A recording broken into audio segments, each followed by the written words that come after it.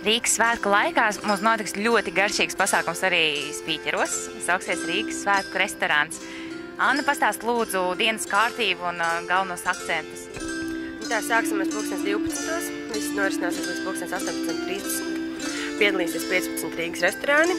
Tajā skaitā arī tādi zinām kā Vincents, 3 pavāri, Ledom, Valter restorāns un daudz citi. Un dienas gaitā būs arī dzīvā mūzika, uzstāsies Elza Rozentāla, uzstāsies Ivo Grīsniņš-Grīslis, un tā kā visi ir laipni aicināti izbaudīt restorānu sagatavotos piedāvājumus. Gardumi viņiem būs tādi īpaši garšīgi, jo laikam, cik noprotam, viņi tiks gatavot no mūsu pašmāju labumiem, un tie būs sezonāli gardumi. Noteikti būs sezonāli gardumi, tiks izmantot vietējie produkti, tāds arī bija mūsu uzsvars šim pasākumam, un visi citi gatavojās, būs arī iespējams nogaršot tā kā no tālākām zemēm ēdienus, par to jau tad jānāk klātienē un jāpārliecinās. Un ja kāds gadījumā gribēs izmēģināt savus pavāru mākslas spēkus, viņš arī varēs pievienoties? Es domāju, ka noteikti ar restorānu šefpavāriem varēs sarunāt, arī izmēģināt roku kādu ēdienu pagatavošanā. Gaismiņā ausā saulētē lēca, oj agri saulētā lēc. Ko darām 16. Tad, kad visi būs garšīgi pēduši, izdancojušies visu nakti, tad savukārt mēs svētdien visus aicinam uz Daugavas folku festivālu.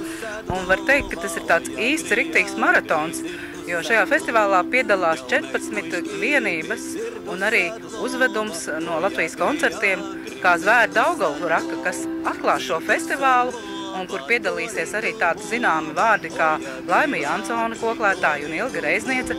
Bet visā festivāla laikā, kas tātad sāks no 12. līdz 10. vakarā, būs jau daudziem zināmās grupas kā Īļģi, kā grupa Kokle, kā Laiksne. Gribu, protams, pieminēt arī Austru Pumpuri, kura pirmā ir sākus ar ģitāru spēlēt tautas dziesmas un tā kā rosināt šo postfolkloras kustību Latvijā.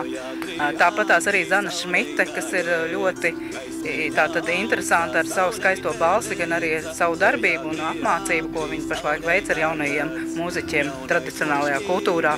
Un tāpatās, protams, arī Kristīna Kārkle, kura šoreiz būs ar tādu interesantu grupu veidojumu Brāļi un māsas. Tā kā būs daudz jauka un interesanta, būs arī ciemiņi no Igaunijas un Lietuvas, būs arī iespēja iepazīties ar senajiem Rīgas kuģiem, un tie, kas būs vinnējuši konkursā, arī pavizināties ar kuģītinā meisis. Tā kā es domāju, ka diena būs krāšņa, raiba un programmas ziņā interesanta.